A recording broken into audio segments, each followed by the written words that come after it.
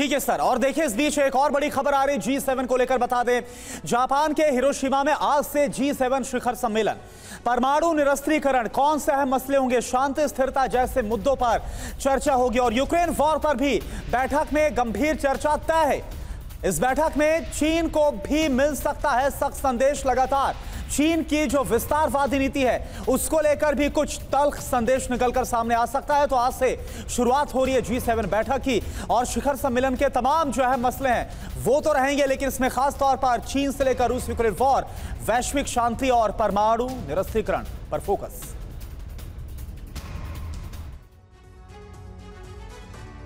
और देखिए एक और बहुत बड़ी खबर आ रही है, G7 की मीटिंग में शामिल होंगे यूक्रेन के राष्ट्रपति ज़ेलेंस्की। खबरें ऐसी हैं, जापान सरकार ने की ज़ेलेंस्की के शामिल होने की पुष्टि। G7 की मीटिंग में फिजिकली भी पहुंच सकते हैं ज़ेलेंस्की।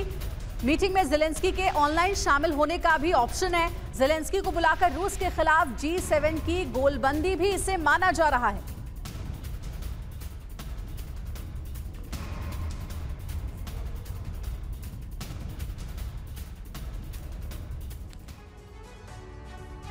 तो देखिए ऐसा क्यों कहा जा रहा है कि ज़ेलेंस्की का पहुंचना कहीं ना कहीं रूस के खिलाफ एक तरीके की गोलबंदी भी हो सकती है, इसे समझने के लिए हम चलते हैं समीर के पास।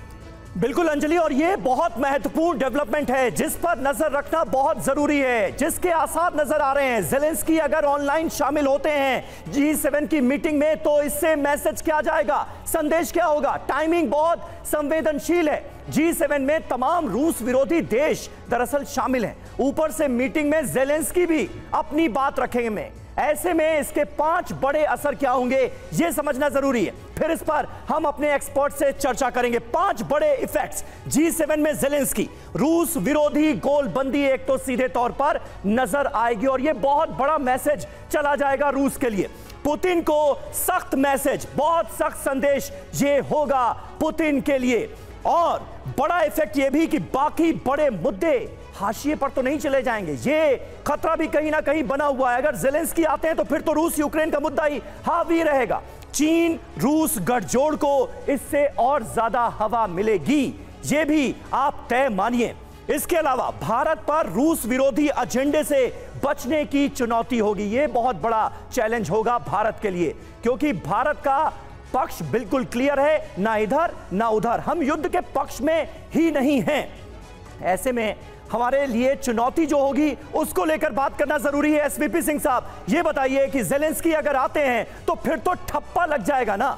एक तरह से प्रो यूक्रेन G7 है, इस पर सीधे तौर पर ठप्पा लग जाएगा और बहुत सख्त मैसेज रूस के लिए भी होगा कहीं ना कहीं। लेकिन भारत भी शामिल हो रहा है, हम भी विशेष आमंत्रित देश हैं, प्रधानमंत्री नरेंद्र मोदी वहां पर हैं, तो हमारे लिए कितना बड़ा चैलेंज होगा। देखिए समीर, G7 तो ग्रुपिंग ही ऐसी है जो कि एंटी रशिया है।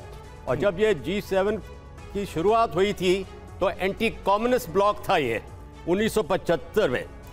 उस समय वेस्ट जर्मनी था, जर्मनी नहीं यूनिफाइड था।